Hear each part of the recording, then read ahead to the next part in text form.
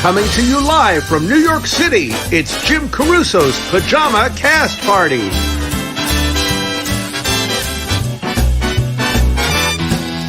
And now, here's your host, Jim Caruso. Who? Hi, everybody. It's me, your host, Jim Caruso. Welcome. This is our 62nd Pajama Cast Party. That's right. And they said it wouldn't last. They didn't say that. So happy you're here. My favorite night of the week, Monday. We have such a good show for you.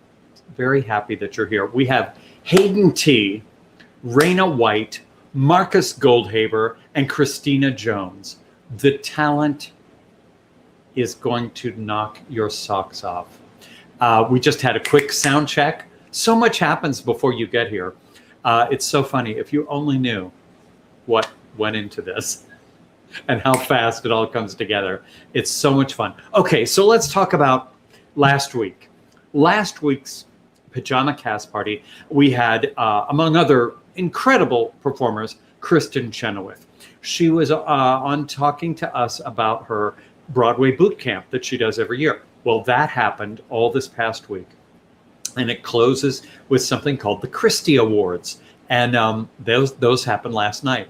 It looked like it was an absolute blast. They gave Neil Marin, a brilliant producer, the guy who produced with his brilliant partner, Craig Zadan, Chicago, the movie, Hairspray, the movie, Jesus Christ Superstar Live, Smash, Sound of Music Live, all of those great things on TV.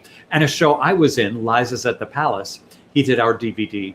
He's a fantastic producer and a kind guy. They gave him a very special honor, which was great. And I don't know, it was just great. I'm so thrilled that we were able to be a part of Kristin's Broadway boot camp. So another thanks to Richard J. Alexander and John McDaniel and the lovely Kristin Chenoweth. New York is really feeling like it's coming back. We are reopening Birdland, where I've been doing Cast Party for 17 years, in July.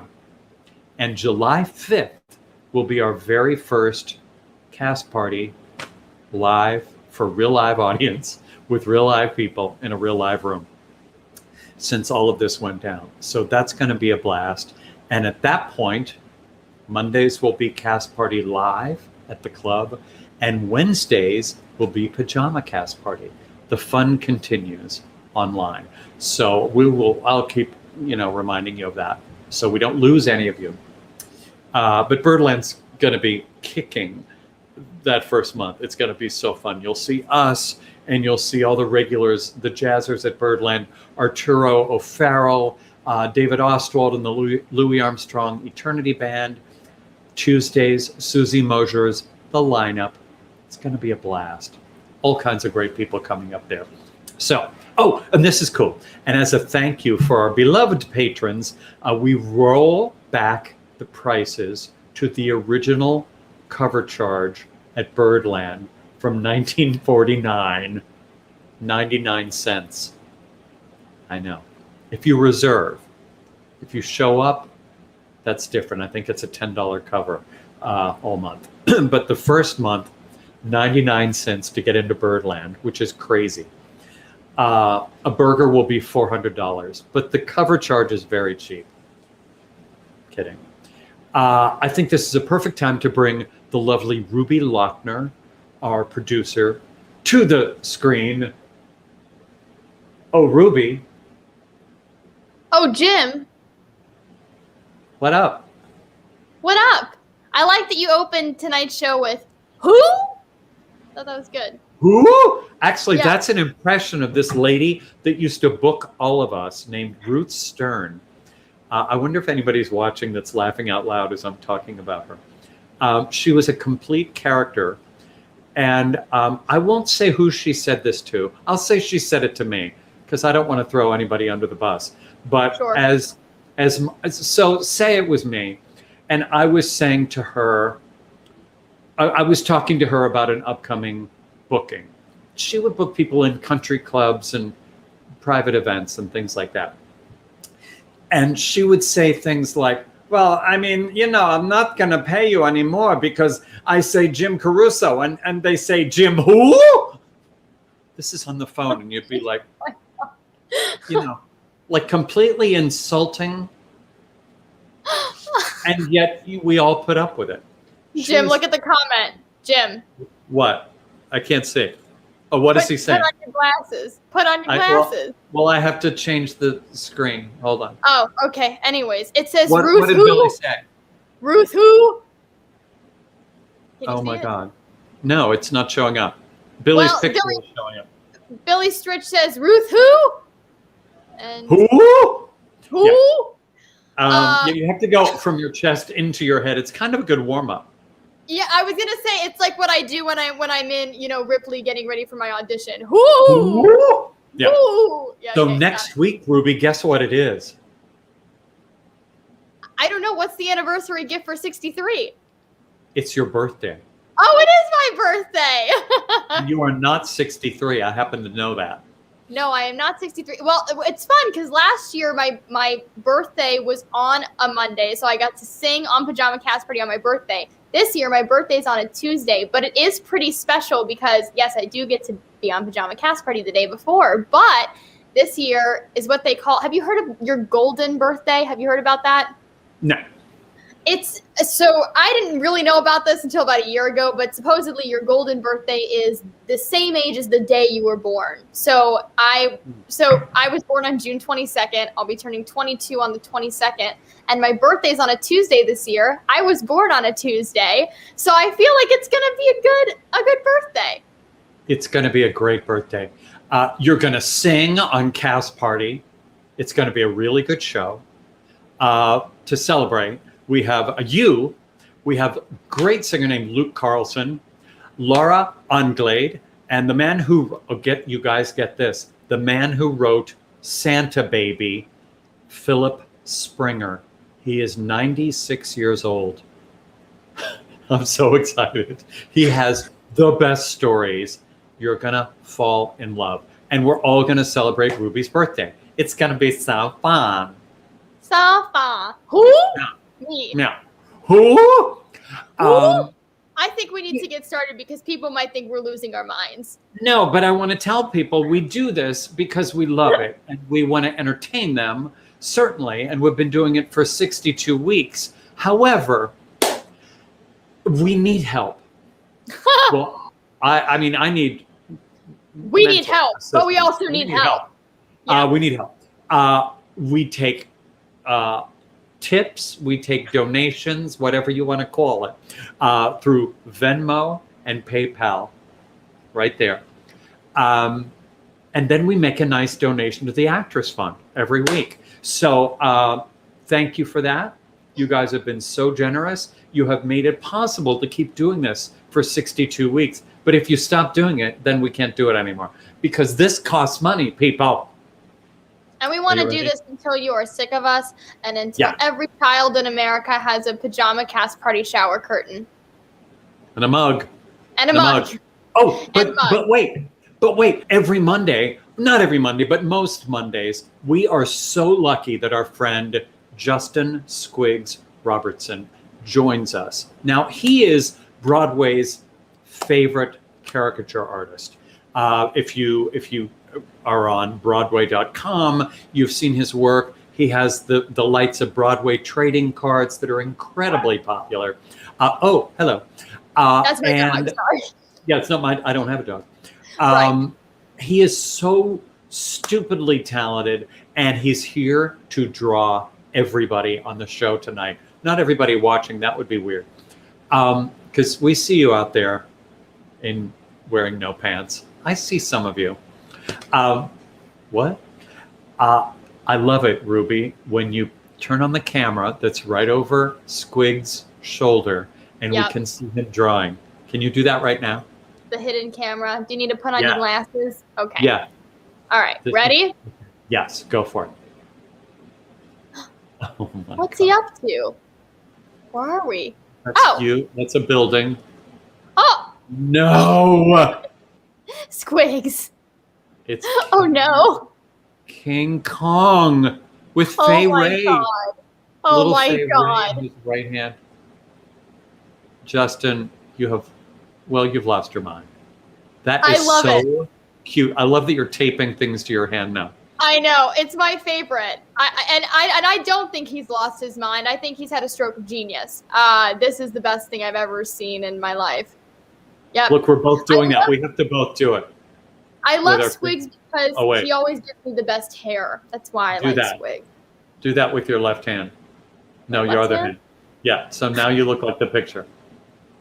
Well, that's right. You have to do the face. You have to do the Squigs face. All right. Yeah. Okay. Yeah. On that note, right now he's like, really? Okay, so he's going to draw everybody, and at the end, we'll do the big reveal. It's like television. It's shocking how much like show business this show is, isn't it? Shocking. Similar to show business. Anyway, Yes. Thank you, Justin. We love you for doing this. I think we should get started. Ruby, what do you think? Who? Yes, I think we should. Okay, Yeah. I'm going to go away now. Have a great show.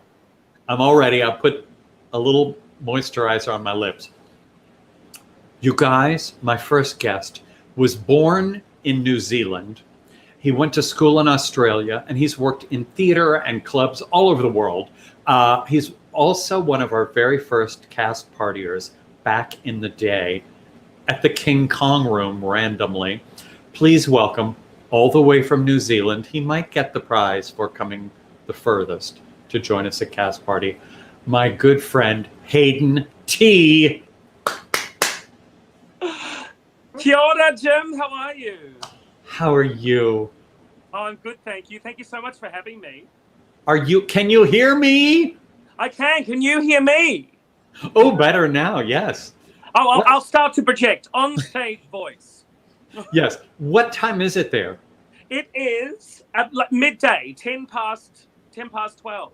But I got the time zones wrong, Jim. I'm a scatterbrain, just like I was decades ago when we met. So I got up at 3:40 a.m. this morning, set the alarm, thinking that that's when this was, only to email you, as you know, and say, is it happening now? And be like, no, it's in 9 hours. Go back to bed, Hayden. Listen, the time thing, it screws me up. Except now I'm getting better at it because I know, because of so many guests from London, I know that it's later. I mean, I'm getting a better handle on it. I've been traveling the world and living around the world for years, and I still don't have a handle on it. So I'm glad that you're dealing with it better than me. I know. Well, we miss you here in New York. How long did you live here? I was there for about 6 years. Yeah. From 2010 till 2016. But I till so-and-so was elected. But before that, I came in and out generally every year. I tried to get over there. Well, I was trying to wait for my green card to move there. So. That's right.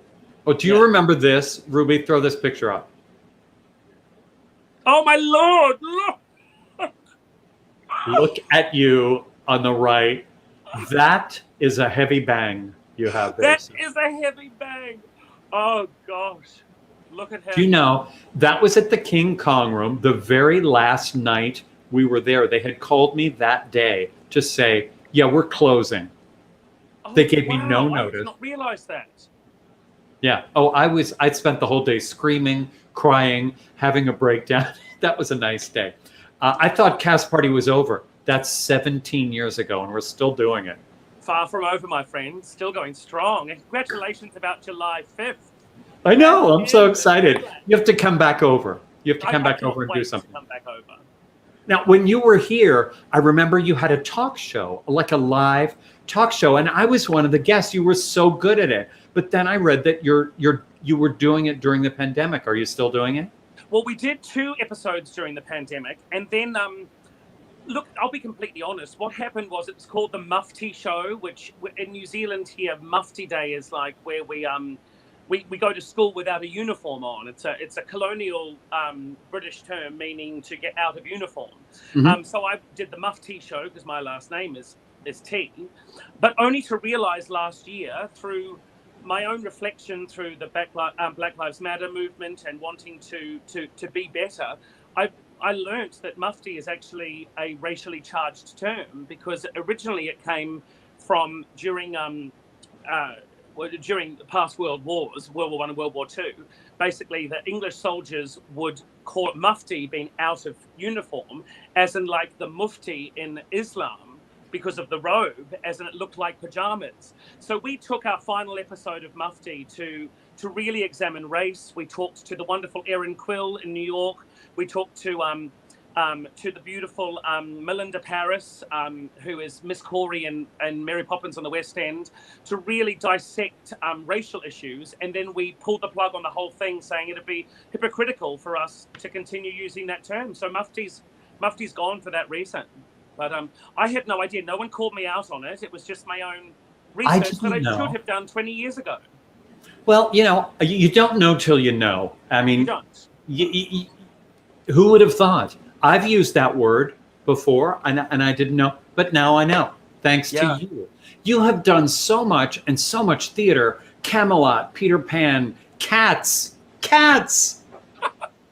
I know. Cats is the worst show to watch, but the most fun to be in. I bet. Now, I happen to know, is Cats how you got into really into makeup artistry?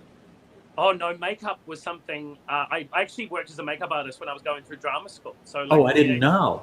Of 19, I worked for Mac for 5 years while I was studying at drama school. And, Mac at 5 years, not at drama school for 5 years, thank the Lord. There we go. Is that a blot powder I see, or a studio fix? There we go. I've been doing makeup for a long time. So even pre-Cats. Pre-Cats. Oh, your Cats makeup must have been beautiful. I love the Instagram clips of you painting your own face. Now, people at home, when you look at Hayden Tee, this is an actor with range. Ruby, let's see him in Les Mis. Look at that. Here he is in Matilda. Oh. But now my question is, who's this lovely lady?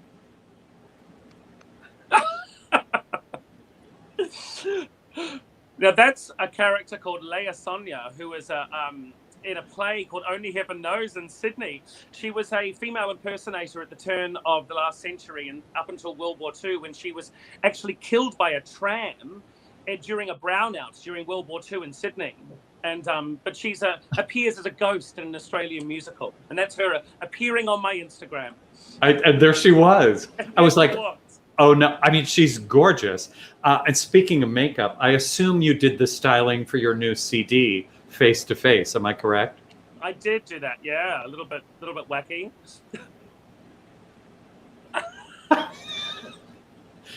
What's the album? Tell me everything.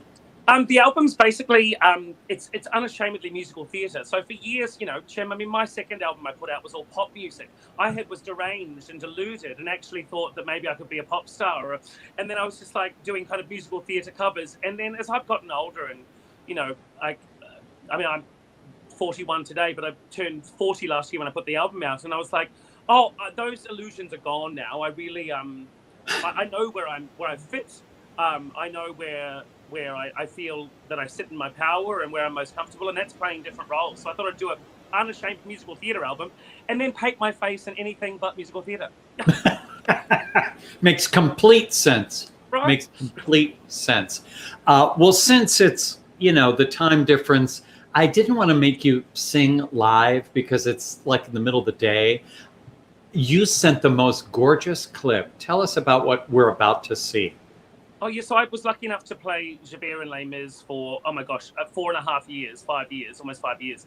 And the last leg of it, I did this video. So it's, I basically wanted to challenge myself in costume, in the set of Les Mis, to do the makeup transformation when Javert ages just before Paris. So ages, I think it's 16 years, in the time constraints of the song. That was my challenge. I did it in 2 takes, so this is not the first take, but we got there. We got there eventually. I love this. You guys at home, sit back, listen to Hayden Tee, watch him do his thing. Here we go.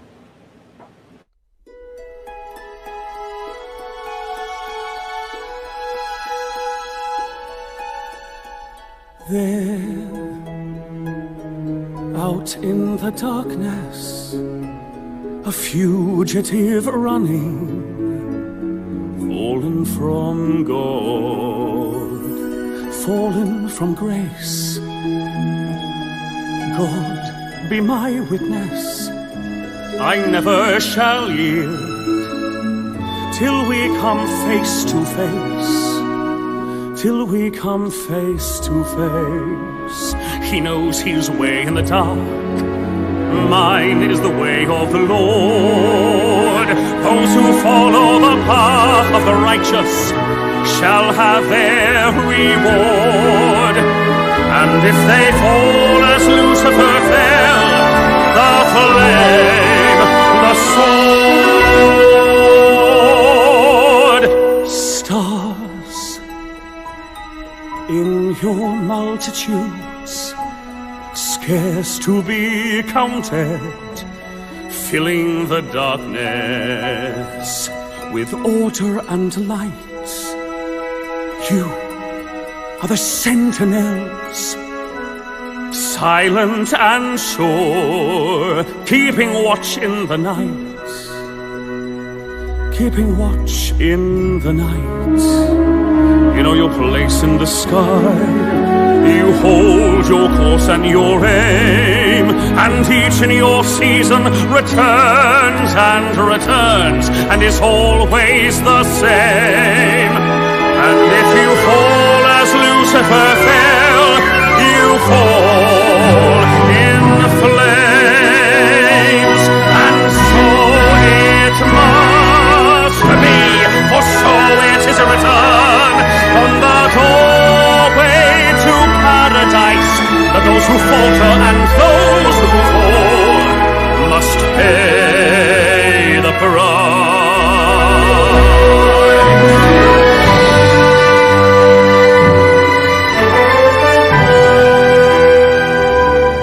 Lord, let me find him, that I may see him. Save me, I must. I will never rest till then. This I swear by the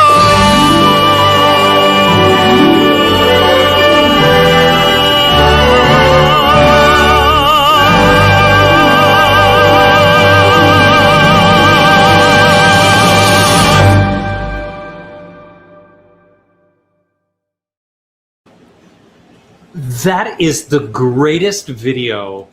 First of all, Ruby just typed to me, I watched it 10 times. She saw you in Les Mis, by the way. Get out. Yeah. It's so creative, so smart. But see, the difference between you and me is if I want to age, I can do it like in a second by just turning out these two key lights. And then you will see old, like you have. I become Granny Clampett from the Beverly Hillbillies. Oh, please. You are eternally youthful, my friend. Well, you know, in this lighting, sure. Your voice is so beautiful, and it's just so great to see you and to hang with you a little bit. You need to come back to New York and hang out with us. I can't wait to come back to New York. Can't wait. Do you have plans? Do you have any plans? Well, I mean, not at the moment. We can't leave Right. here in New Zealand. Our borders are closed. And if we leave, because with obviously the pandemic, we have to pay for our own. We have government quarantine. Anyone who comes into the country goes into what's called the MIQ facility. And if you leave, I have to pay for myself to stay there. So that's a good $5,000, and that's just not, in a year of a pandemic, that's not an option. But I'll be back eventually when the borders open. I'll be knocking on your door.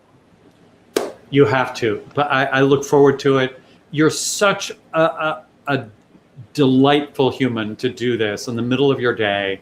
I appreciate it so much, and I know our audience. The comments are they're just loving you and loving your video. Beautifully done, beautifully sung, and just amazingly, painted. Thank you, my friend. I'll see you very soon. Keep in touch with us. Thank you, I will. Harera. Arahanui, everyone. How great is that video? So beautiful. Man, he's very entertaining. What a good guy. So here's the thing. Oh, I do want to remind you, Venmo, PayPal, to keep Pajama Cast Party alive. God, we want to keep doing this. We really love it. And, $5, $10, $1 million. $1 million, I'll come to your home and do it live. I promise. Pajama Cast Party, that is. Okay. Just before the shutdown, my next guest was knocking 'em dead 8 times a week on Broadway as Mama Morton in Chicago. A year without theater has not kept her down. Please welcome Raena White. Hi. Hi, best lighting ever. Thank you so much. It's like a Rembrandt portrait. Thank you. That means so much. Sitting in my children's room. So that makes me feel better about life. Yes. Man, it's so pretty. How are you? I'm good. I cannot complain. I am fully vaccinated. So all is well in the world. Yeah. Me too. Yes. You look good. Thanks. And I'm old. No, you're not. I'm a little bit old. So, Raena, you've had kind of an interesting year considering, there's no theater, there's no live performance, there's no this, there's no that. But This past February, you were part of something that people are still freaking out about. You were part of the Clubhouse presentation of Dreamgirls. Yes. It was amazing. It was such an innovative way to perform, and especially to do Dreamgirls. And usually I'm cast as Effie, and I was cast as Dina. So it was really cool to kind of walk in her shoes. It was seeing the show in a completely different lens. So it was incredible. I think I did 2 shows, and I think maybe 4,000 people listened in. We were trending on Twitter. It was incredible. It's such a brilliant idea. Brendan and Sydney were the producers, correct? Yeah. And Leroy Church was doing all the casting and the putting together. It's one of my favorite shows. Can we say it is my favorite show? Can we say that? Can we just say that? I'm going to say it. Yeah, it's one of my favorite shows as well. I was here in the 80s, back in the day, and I sat in the audience before it opened, in like previews, and I watched people standing on their seats at the end of Act 1, screaming their guts out, throwing their programs in the air, watching that show. I will never forget it as long as I live. That's real legendary right there. People throw the word greatness around. People say you're great, but people don't know what greatness really is. And, that is greatness. That's what I aspire to be when people are just like fainting, and fainting. Oh, Jennifer Holliday. Fainting. And then I started to go back, and at the back of the Schubert. No, where was it? No, it wasn't the Schubert. It was, oh my God. Well, I forget where it was in the 80s. Somebody will type it in. But there was standing room in the back, and for like $20 or something, you could stand in the back. But we would all be dancing all during the show in the back. It was like a rave. It was so much fun. It's incredible. The original Dina, Shirley Ralph, she was a part of the process with us. She just was coming in to encourage us and, give us a little bit of mentorship, teaching us about like the backstory. And Henry Krieger came on at one point and spoke to us. And it was just like, what is happening here? Like, because you really know that show because you've done it before. Yeah, it was my 3rd time doing it. Yeah. I mean, I want to talk about other stuff, but that show fascinates me so much. To have done Effie and then to, as you say, step into Dina's shoes. What's different? What do you learn? What do you learn about that time, those women, those characters? Well, They're so different. Well, they're the same because they're both ambitious. They both want the same things, but they just go about it very different ways. I would say Effie kind of wears her emotion on her sleeve, and Dina's is more, she insulates more. Oh, the Imperial. Okay, the Imperial Theater. Yeah. Thank you. Yeah, thanks, Bob. Yeah, Effie wears it. So I remember when I was doing the show as Effie, I mean, I felt like I was going through an emotional roller coaster. Like when the show was over, like I needed to Every see night. a therapist. Like it was joy and happiness and angst and tragedy. It was just so much. Like I went through the whole gamut of human emotion. By the end of every night, I mean, I was spent. I was exhausted. I had given every single thing I had. I didn't. And plus vocally, it's Right, and plus vocally. I mean, by the time I got to I Am Changing, I was like, why is she still singing? I don't understand. Sit down. Like, you know, I want to protect my chords for the rest of my career. But so Dina, you know, with Beyonce kind of coming into the role, she kind of made some of the Dina stuff vocally even more challenging. But Dina's arc is there. You just have to really like dig through the material to find it. I could talk about this all night. Me too. We'll do a special Dreamgirls pajama cast party.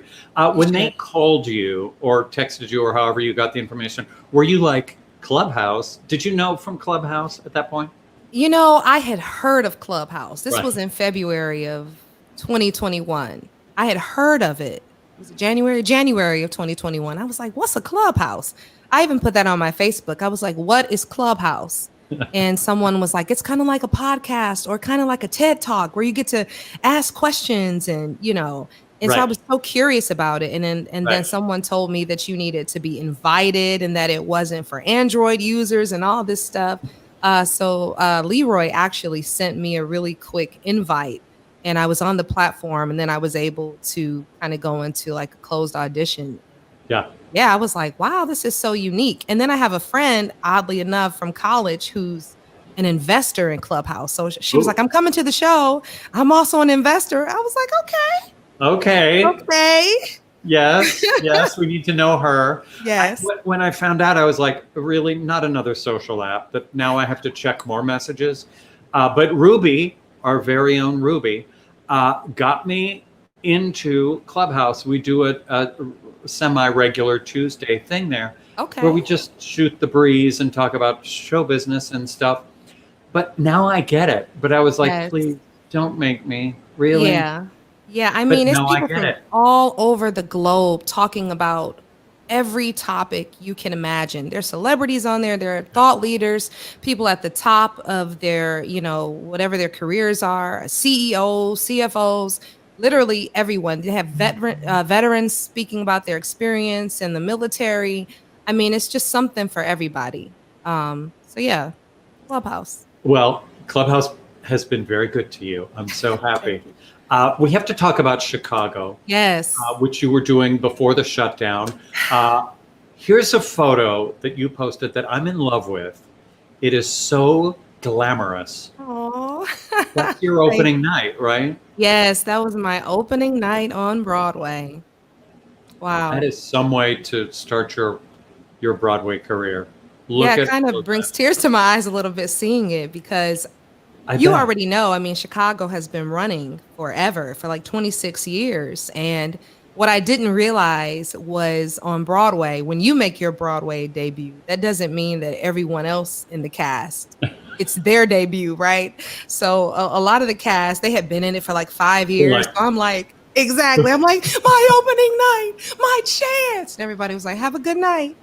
And I was like, I had a gown and flowers everywhere and champagne, and I was running through Times Square with my friends and family, screaming, I'm on Broadway. I finally made it to Broadway. I said, listen, y'all not gonna I'm gonna celebrate this. This is a milestone.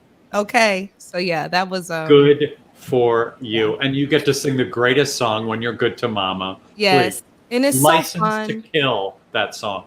Yeah, and I get to like pick with the audience, which is so fun. You know, it's a really fun role. How did you, well, I mean, you told us you ran through Times Square, but just in life, when you have an accomplishment like that, or after Dreamgirls, or after just personal things, how do you celebrate? Well, first, I jump up and down like I'm 5. Good. And I literally do that. My husband could literally say, yeah, every time she books something huge, she runs around the house. I just do laps. I jump, I scream. I'm 5. I'm 5 years old. But after that, I just have an inner moment where the gratitude kind of rushes in, and just then you're humbled because you're like, man, they told me it would take a long time, but they didn't say it would take this long.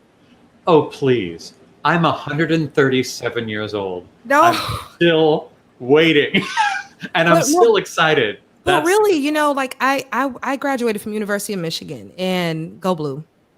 And just in a lot of other colleges, you know, they try to tell you the truth, but it's really difficult until you're in it, right?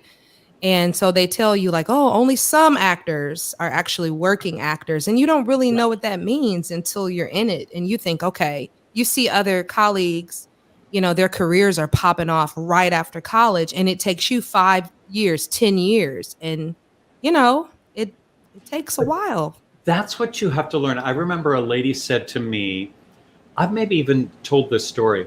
I was auditioning for everything. I lived in Dallas, but there was a lot of professional theater and a lot of summer stock and the Dallas summer musicals and stuff. And I would get called back and called back and called back and then cut because I didn't look like anybody else. I was like 5'11" and weighed about 100 pounds. So I was not exactly the perfect chorus boy. And that's what all my friends were doing because they were all singer-dancer types. And this lady, this really cool lady that I knew said, you don't understand. This isn't your time. At some point, you're going to be the one that everybody's going to be hopefully interested in. And all these other cute kids, they're going to be out of the business. Right. Because they would have done a few shows and then they, you know, it's like, okay, I've done that. And that's kind of strangely how it happened for me. Yeah. You really just have to keep going. And I feel that with you. You're just going to keep on. Yeah, I am. It's very important to have wise people in your corner and people to encourage you when you get discouraged and you're like, am I supposed to do this anymore? You know, can I even sing? You know, because auditions, they could just tear you down. You're like, am I even a singer? Like, what's happening here? And you always have to like recenter yourself and come back to yourself and say, okay, I can do this. And yeah, I'm never going to give up because this is what I do. This is, you know, who I am. Nice segue. This is what you do. You want to do it for us right now? Yes, let's do it. I'm going to sing a quick little ditty. This is one of my favorite songs ever.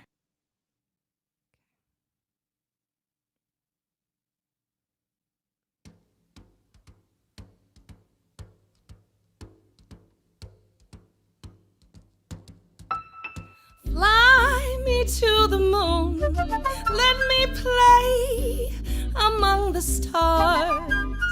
Let me see what spring is like on Jupiter and Mars. In other words, hold my hand. In other words, baby, kiss me.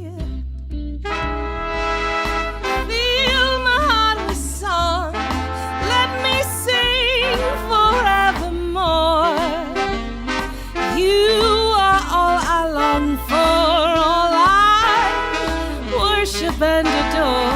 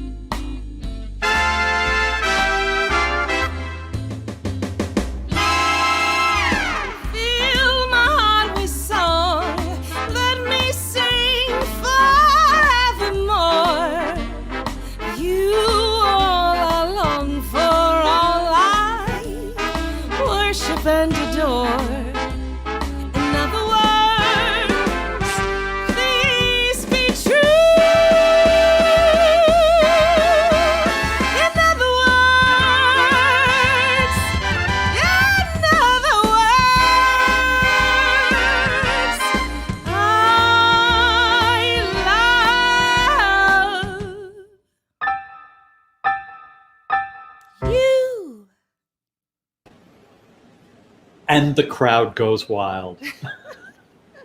Oh my God, the sweetest voice. There's a lot of Dina in that voice. Thank you. Thank you Dina, so much. it's only the beginning. Thank I you. love your voice. You have to join us at Birdland live and in person when we start going again. I would love that. You know, I It's was so there with fun. Scott Allen for a couple times, but I would love to be there like as Raena White. You know what I mean? With Scott? Is that how we met? That's how we met. Scott Allen. I was there twice. I sang at Birdland, but I would love to do a set. So yeah. Oh my gosh. Well, we'll do it. We'll make a plan. You sound gorgeous. Now, give your kids' bedroom back to them. It's time to go to bed. I should do that. Okay. Thank you, Jim. Do that. Bye. Thank you for joining us. Come on. I enjoy her very, very much. I know Jane. Wasn't she delightful? The amazing Jane Monheit is watching. Jane has a big show coming up where she sings all Broadway tunes. When is that, Jane? I'll just wait and wait to hear from her. Jane can sing anything, by the way. One of the greatest jazz singers known to man. And Raena, man, what a delight. Don't forget, Venmo, PayPal, Pajama Cast Party. Support the hell out of it so we can keep it up. We'd love to keep bringing you these very special people. I just love it. That makes me so happy. Okay. You cannot not like Marcus Goldhaber. He sings great. He's funny and charming. He's a supportive and very interested member of the jazz and nightclub community. And guess what? He's here. Happens to be here tonight. Oh, look! It's Marcus Goldhaber. Oh, Jim Caruso. Hi, Jazzy Marcus. Oh, you're so sweet. Thank you for saying all that. That was very nice. Kind of true, though, right? I'm very touched. That was very sweet of you. How are you? Don't say you've been touched on Pajama Cast Party because people get the wrong idea. I don't need that. I don't need that. That's bad press. You don't want that. Oh my gosh. How are you? Hey, it's Mondays with Marcus. Hey, it is Mondays with Marcus. Yeah, we just wrapped. We finished tonight, and then I jumped right over from the studio, and now I'm in the same studio I was in. So it's easy enough. Tell the people what Mondays with Marcus is all about. Mondays with Marcus - a live stream of consciousness ... These are all things for the branding. Very, very fancy. I spent about 6-7 months or so not really doing a lot of creating and interacting with crowds, and I mean the virtual medium. I know everything was shut down, but I didn't really dive right into the virtual thing. That was a tough medium for me to transition into, and that's why I was so inspired and admiring of your efforts, because you seem to just sort of say, okay. And you've told me this too. It's like you just picked it up and said, well, here's what we're going to do. We're going to try this thing. And well, I mean, let me say it's thanks to Ruby. Because I would, as I've said 400 times, I would be using 2 tin cans and some string. But she knew how to make this happen. Guest on that show. In fact, just what? 2 tin cans and some string. That sounds like a great show. That's the way I would do it. Well, I finally, just after thinking, well, I missed connection so much, and you and I've talked about this too, and so I wanted to figure out a way that I could interact with people that wouldn't be, a 45-minute live stream show of me singing to tracks, and I wasn't comfortable meeting with, other musicians and whatnot, and didn't really want to figure that out. And so I was brainstorming a lot of how I could interact, and that's where this idea came that I wanted to talk to people with how they were feeling about this whole experience, and maybe it was similar to what I was feeling, and I wanted to showcase any projects that they were working on, or maybe just prior to the pandemic, and kind of have, and step into or continue in a host role as I had kind of been doing more of up until the pandemic hit. And so that's where this idea came from. And we had a lot of different segments and whatnot, but the focus is to kind of get behind the curtain and see how artists specifically have been adapting and reinventing themselves, and if they've been thriving or just trying to survive. And so it's been a real, I was very, I didn't know what to expect. And I'm telling you, the connection that I've been able to get in a very different and unique way has been, as I'm sure you understand, you have it every week. It's pretty remarkable. It's pretty It's so fascinating. fun, and it is really fun when people open up and you have, I mean, because you can plan your conversation, but when the conversation takes a right turn, and all of a sudden you're talking about something that's so much deeper than you thought, or so much funnier than you had expected, or whatever. That's my favorite part of it, and you're so good at it, and you host and book and kind of oversee this new speakeasy in Harlem called Room 623. It's such a great room. We had such a fun time. Oh, look, hey, there's look at that. there's a whole lot of it there. It's Oh. so, you guys, it's such a good place. It's really fun. You were having a there in good the beginning. You came Yeah. right at the beginning. You're such a great supporter. And so you've seen it. And then when you come back, you'll see when we reopen, as I'm now telling people that we are reopening. I haven't picked a date yet, like you have, which, by the way, fantastic news. That was great to hear about Birdland. But we're looking at the fall, and it'd be great to Good. get back in there and get surrounded by. Yeah, a friend of mine was saying recently. He said he misses most about live music is feeling the vibrations of the horn Hmm. and the bass, and just feeling it, just feeling the music. And so we're excited to open the doors get it. again safely and do that again. Great. Well, when we first met, you sing great. You were singing a lot of the Great American Songbook, No Moon at All. I remember you singing that. But then you started writing, or maybe you always wrote, but to my mind, you started doing more original things. And some of your albums are so great. Well, they're all, not some, they're all great. But there's a song called, okay. some of them are annoying. No. There's a song called As Long as I'm Falling in Love that's so great. It's like a Fred Astaire song to me. It's easy and swingy, and that's such a cool song. Oh, thank you. That's very sweet of you to say. I really enjoyed writing that song because once the first part of it came out, it's sort of the rest of it wrote itself.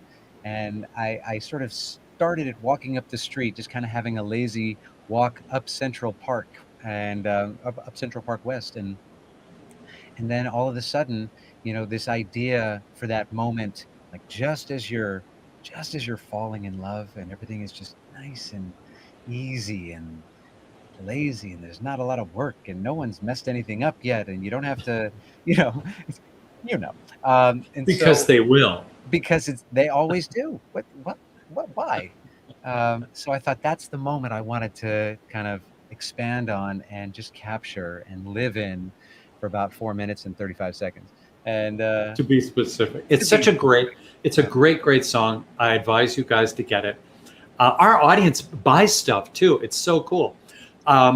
You have a bunch of great CDs, but also your Carry You On CD is very important to you. Tell us about this. Thank you for bringing that up. This is a very special project. This record we put together with a huge amount of Kickstarter support to bridge the disconnect between civilians and military families. And we want to do that through music, which is my access point. And not having ever served, I had family members who served, but I grew up and came to the city always feeling that I didn't really know exactly what to say to our service members. I wanted to say so much more than thank you for your service. And I didn't quite know, I didn't have the language. And it was all mostly because I didn't know enough about just the nuances of what so many different families are going through and what it's like for them when they come back. And it's not by any means monolithic, and it's so varied.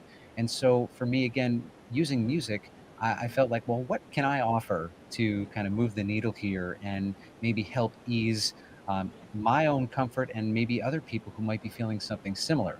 And so I kind of just sat back and listened to what I could offer to the veteran, to the military community, especially since the stigma for me that I had personally attached to that kind of music was country or rock, and I don't write that type of music, or I hadn't.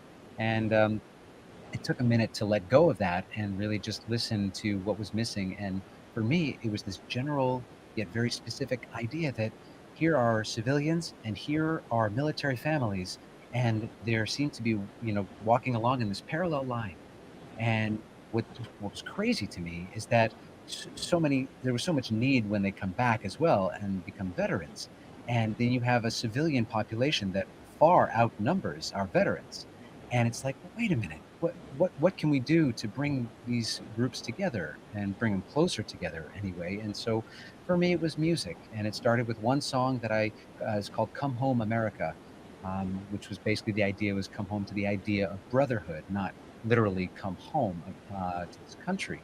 And then so after touring that one around, and then it's sort of I had conversations with different members of the military and their families, and that's when I learned how much more there was that needed to be written about and communicated. And so fast forward to the Kickstarter, we made this record and raised a whole bunch of money to tour and produce the whole project. And our concerts afterwards became like a meeting place for civilians and military families to, it wasn't like they'd show up and be like, immediately start talking, but afterwards they had music to relate to. So it didn't have to be a question necessarily coming from that individual. You could say, oh, did you hear that song? Is that something that, do you understand? Or did you relate to that? Or what was that? How did that? And we always have talkbacks after the show too, just short ones. And so that's sort of in essence, you can tell. So great. Pretty passionate. But with Independence Day coming up, you guys, check it out. It's such a good album. Thank you. That, of course, has nothing to do with what you're singing tonight. It doesn't. And if you told me you were going to mention the other tune, I would have. It just happened that way. That's okay. That's fine. And it's great because as little of a segue as we have for this next tune, it's pretty much, it's kind of connected to the style that it is. I do write a lot of jazz type American songbook style classic, pensive love songs or whatnot. And then I also have some songs that are less developed that I, put off because I have these melodies and ideas and I write them out, record them, and then just set them aside because I have other projects that I'm actually going to record and release. And so this one song I have been chipping away at for a little bit, and I finally finished it recently. And to the point where, I had finished it probably like 6 months ago but you keep going back. You're like, nope, not right. Nope, no, gotta fix it. And so I finally finished it to the point where I'm ready to release it. And this is actually going to be the first time I've ever performed it in front of other humans. I've tried it on some pigeons in the park. They love it. They love it. It's great. You're a big hit in the park. Yeah. I would, especially amongst the pigeons. Mark, So, anyway, yes. That's what this song is. And I hope I think it's relevant too. It's topical about, being online in the world we live in now. So that's it. It's called Google It. Marcus Goldhaber.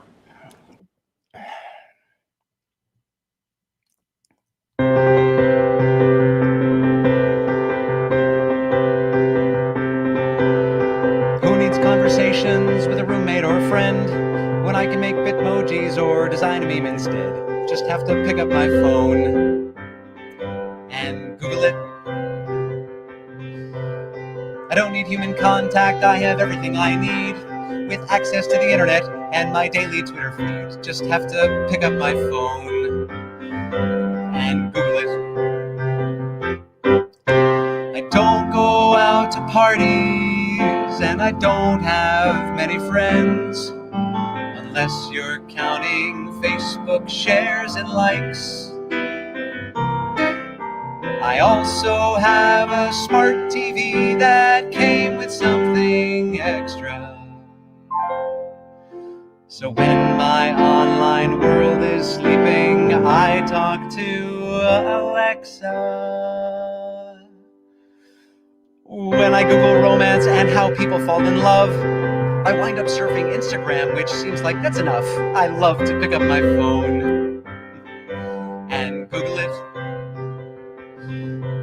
My family thinks I'm crazy and my shrink says I'm obsessed, but I don't see what's wrong with being socially repressed. But I should pick up my phone and, excuse me. I Google on the subway, in the elevator too, replacing conversations one by one. I have some close relationships, which probably sounds shocking. But I believe it's 'cause I let my fingers do the talking. I remember what it felt like to hold an actual hand. It was almost like being in love. What a day this has been. Oh, I remember what it smelled like to go walk through the sand. Could I have that again? No, the App Store is my lifeline and Siri's my best friend. My post just got 1,000 likes, they're fake, but I pretend each time I pick up my phone and Google it. It's funny and it's sad how my humanity's decayed. I've had the opportunity to change, but here I stayed so I could pick up my phone and Google it. I Google definitions and I Google how to spell. My grammar stinks and I can't sign my name. My profile's designed to show an awesome personality, so I can be a rock star in my virtual reality. I think about my epitaph and what I'll leave behind. Here lies a man with 40 million likes from humankind who loved to pick up his phone and Google it. I know I sound so alone, but I just ordered a drone. And if I ever really need something more, I'll simply Google it. Oh yeah, yeah, yeah, yeah. I'll Google it. Oh yeah, yeah, yeah, yeah. Everybody will simply Google it. Hello?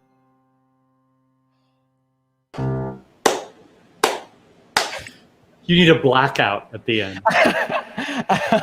Hello? Yeah. Blackout. Ruby, give me a blackout. I mean, for God's sake. Oh, look, Lisa Lambert. You guys, Lisa Lambert, who wrote a show called Drowsy Chaperone, she liked that song. So that's a good thing. Oh, that's sweet. See, you're just impressing everybody, Marcus. Oh, well, it's fun. This is such a fun, it's a fun song to sing, and you're a fun person to share it with. So, and all of our audience is just loving it. They're Googling it right now. Nick, you should Google the song. You won't find anything yet. You won't find anything yet. It's so cute. It's so cute. Thank you so much. And please, we'll see you at Birdland, hopefully in July 5th, we open back up. You know, you're so great. And I just wanted to say thank you again for doing this. I remember the first time that I went to Birdland Cast Party years ago. And it was, you just made it so comfortable and so friendly and warm. And it was really just fun. And I appreciate you bringing that. Yeah, you did. I know. You. Surprising. I know. It was an off night. It was your doppelganger, your understudy. Well, he was great. He was great. My twin, Don Knotts. You just sound great. It's great to see you. It's great to hear you. Thank you for joining us. Thanks so much for having me, and have a wonderful rest of your night. And congratulations on all your success. Happy 62nd. Here's to many more. Man, see you soon. Thanks, right, Marcus. Bye-bye. You got it. Bye-bye. Bye. And you follow all these people on all the social media: Facebook, Instagram, Twitter, Clubhouse, TikTok. Yes, we have a TikTok channel. What? On your social media. This is when I sound like I'm 90 years old. Yes, we have a TikTok. Follow it. Go to it. To watch it. I can't talk about it anymore. And yes, thank you, Ruby, for putting that up. Right there. We're accepting. Happy to accept your donations, PayPal and Venmo. Okay. Christina Jones was a theater major in college, but got very involved in cabaret and the jazz scene where she lives. She's about to do a live stream concert on June 26th. And after you hear her, I think you're going to want to score some tickets. And we know how. We're going to bring her out. She's going to tell us all about it. Oh, Christina Jones. Hi. Hi. How are you? I don't know, because I'm very, very happy to be here. This is really such an honor. So glad. I'm so glad you're here. Where do we find you now? Are you in St. Louis? Yeah, so right now I'm in St. Louis. I'm actually still studying musical theater right now. I'm going into my senior year. You are? Oh my God. Yeah. I'm about to live my life.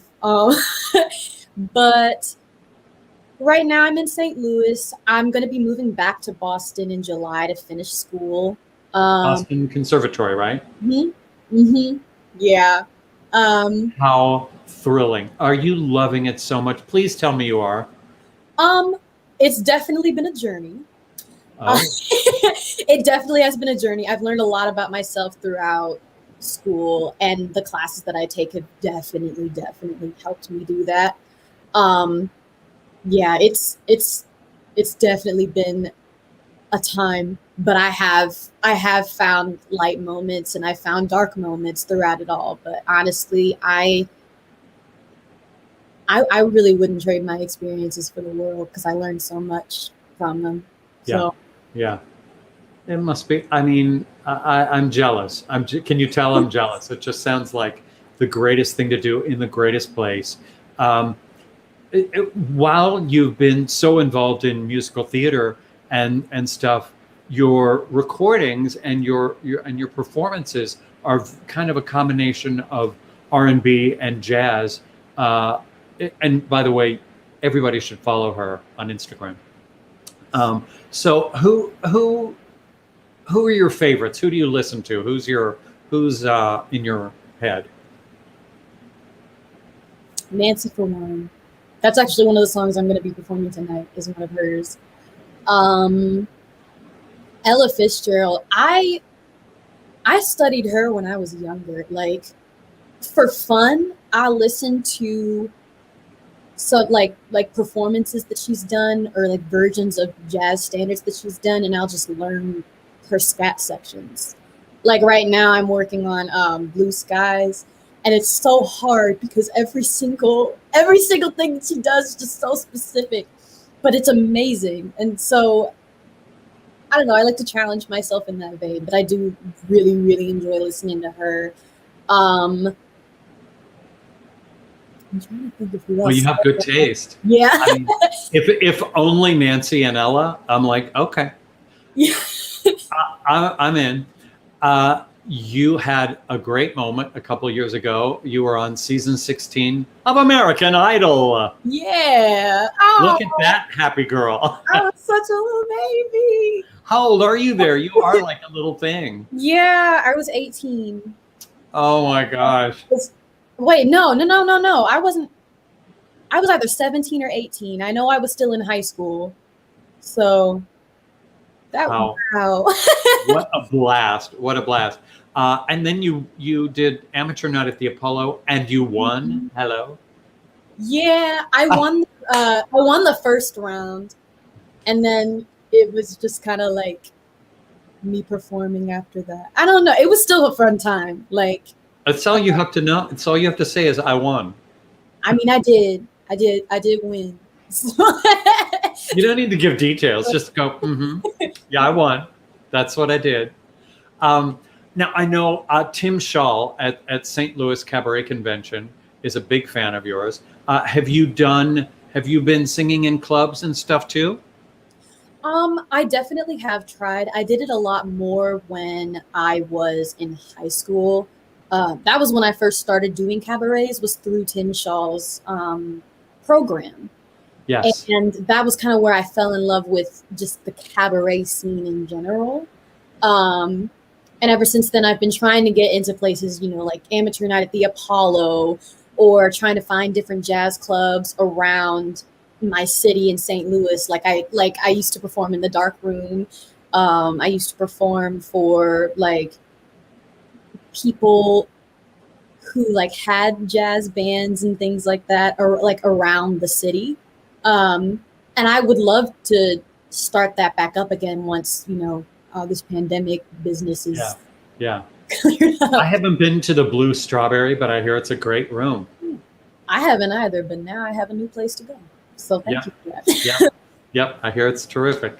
I liked on your resume under special talents, it says fast learner.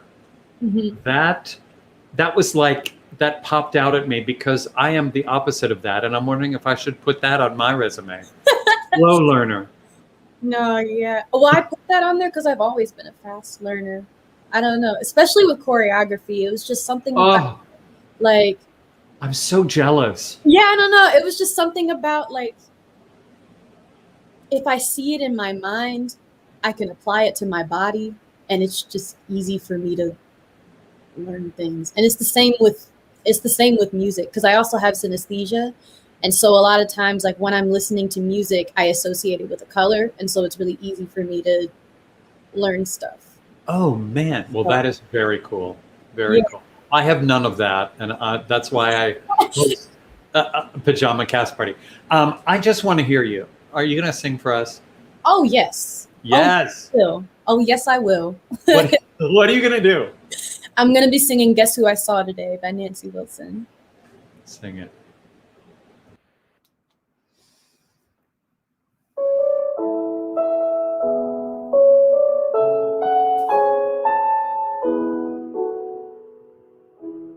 You're so late, getting home from the office. Did you miss your train? Oh, were you caught in the rain?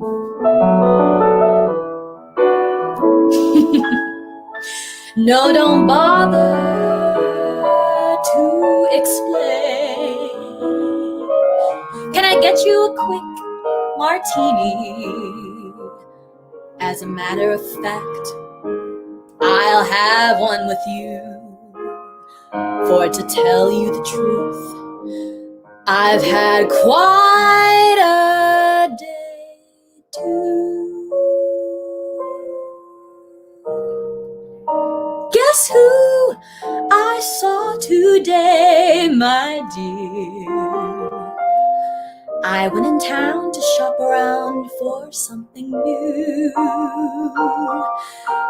and I thought I'd stop for a bite to eat when I was through. I looked around for some place near, and it occurred to me where I had parked the car. There was a most attractive French cafe and bar. It really wasn't very far. The waiter took me to a dark, secluded corner, and as my eyes became accustomed to the gloom, I saw two people at the bar who were so in love. Even I could spot it clear across the room. Guess who I saw today, my dear? I've never been so shocked before. I headed blindly through that door. They didn't see me passing through.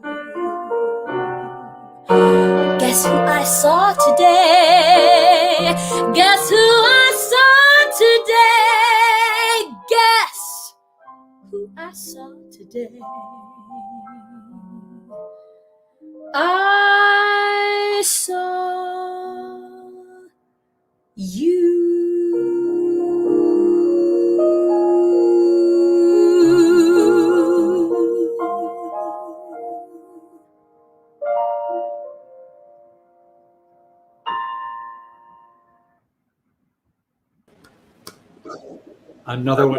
Another one needs a slow fade. Needs a slow fade. That song is the ultimate mic drop, isn't it? Yes. I saw you. Bye. I remember the first time I heard that. I guess it was Nancy Wilson. And I was going along with the story and just kind of like, okay, this is nice. And then at the very end, she didn't telegraph that at all. I was like, oh my God. I got it. And it just totally freaked me out, like chills all over my body. It's the greatest song.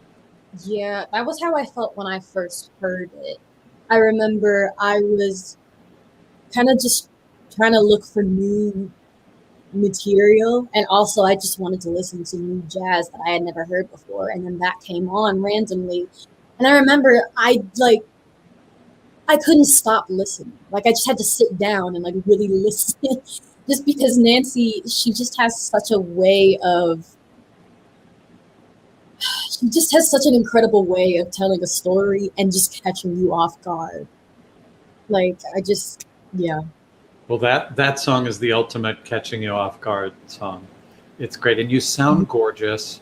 My gosh, your voice is just so true, so beautiful. And I can't wait for you to get to New York. Are you going to come? Can't either.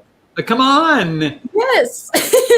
We don't want to steal you away from, St. Louis or Boston, but, you could visit. I could. You could. Well, you'll come to Birdland. You'll sing with us at Birdland at some point. Oh, yes. I would want nothing more in the world.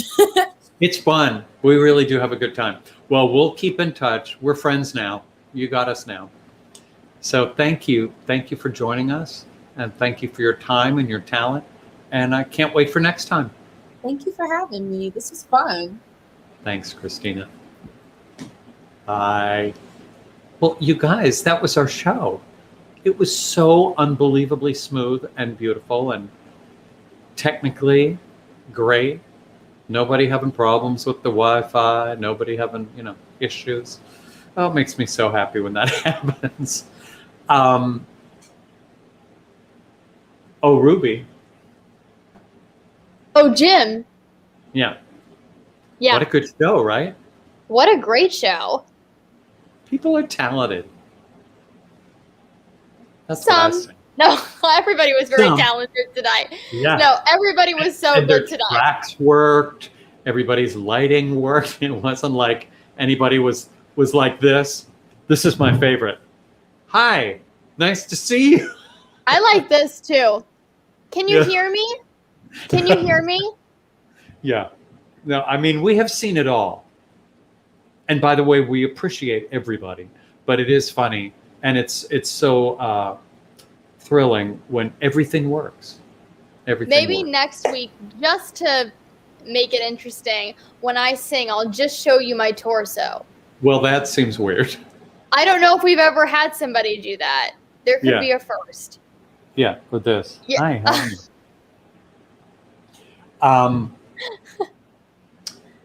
you? Speaking of next week, first of all, as I said, we'll be celebrating Ruby Lochner's 52nd birthday.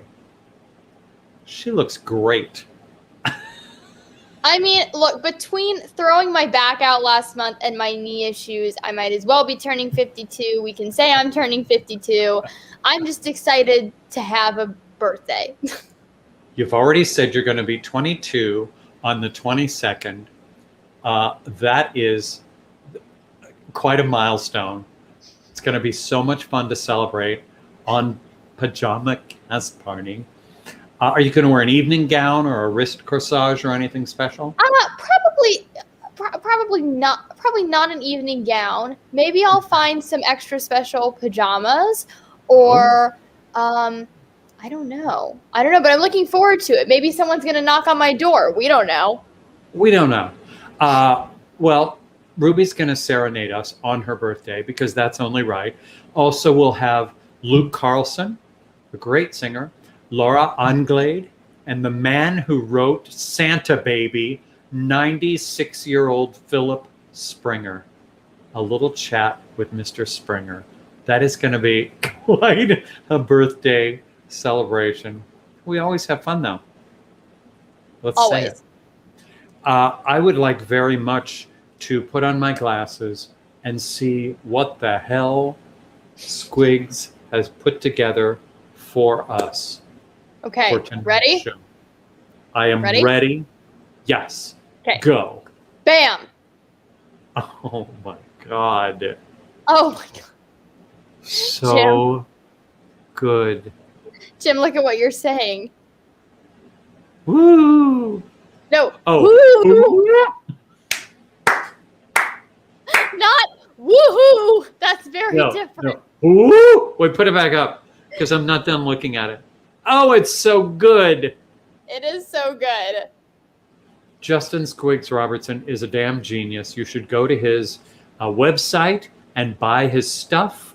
You should follow him on the Instagram and the Twitter and the Facebook and all the things and celebrate him like crazy. Would it kill you to have him just draw your whole family? It would not. What a great gift. Christmas is coming, people. Santa Baby. In honor of my birthday, buy your friends and family a Squigs. I mean, really, it's the least you could do. I mean, we're talking to the guy who wrote Santa Baby. Just, get in the mood. Start getting your Christmas gifts in order. Christmas is coming. Hey, Jim, we have a comment from the one and only Victoria Shaw. She says, Jim needs to wear PJs for your birthday. Okay. Wow, that was easy. Really? I mean, yeah, I'll wear them. We'll both wear PJs? Man, what else should I ask for? People, comment down below. That was a very easy yes. All right. Yeah. Or I wear the PJs. I wear the PJs and you wear the evening gown. Done. That again. People are so used to that, though. I feel like this is too easy. Are we leaving out anything? Have we? No, forgotten? we're not leaving out anything. That's what happens when we have 4 people on and not 5 30. plus. The first time we did this, we had like 12 people. We had 12 guests. No wonder it went on for weeks. It went on for about 3 hours that first night. That was crazy. That was crazy. Thank you all for watching. And by the way, thank you for donating. I'm watching. I see those donations coming in. And man, we really appreciate it. There's no earthly way we can do this without a little help. And it means the world. Oh, thank you. Thank you, Vic. You don't want 10 more performers right now? That's Victoria Shaw, who happens to be Ruby's mother and a songwriter of 40,000 #1 country and pop hits. She says, too, she also commented and said, Jim needs to bake you a cake. Meaning me. First of all, my oven does not work. There's no gas in any of the apartments in this building. It was cut off in late February of last year. That means that this whole time I haven't been able to warm anything up, let alone cook. So, okay, well then maybe one day you come over to my apartment and we pre-film a segment for a Pajama Cast Party called Let's Bake a Cake. I would do that. And actually, that's a good idea. People at home, if you have any ideas of stuff you want us to do. I wasn't joking. I thought that was actually a good idea. We can go out into the field, as we say in professional television land. We can do whatever you want. And now that things are opening back up, we can do things at Birdland. We can go to Times Square and film. We can do all kinds of crazy stuff. So if you just put it in the comments over there, yes, we'll do it. We'll do it. We're easy. As I always say, we'll come to your house and do this if you want us to. Absolutely. Yep. So thank you for the donations. Thank you for the tips. Thanks for watching week after week. This was a good number 62, wasn't it? Thanks. We'll see you next week. Good night. Oh, wait, don't go. Jane Monheit, June 27th. She sings Broadway. It's a Zoom concert with Max Hamer on piano. You've got to watch. She's one of the greatest singers in the world and one of our all-time favorite people. Yay. Okay, now go away. Thanks for watching Pajama Cast Party. To follow us on YouTube, just hit subscribe. Click on that little bell and we'll keep you updated on future shows. You can also follow us on Instagram at Jim Caruso's Cast Party. The end.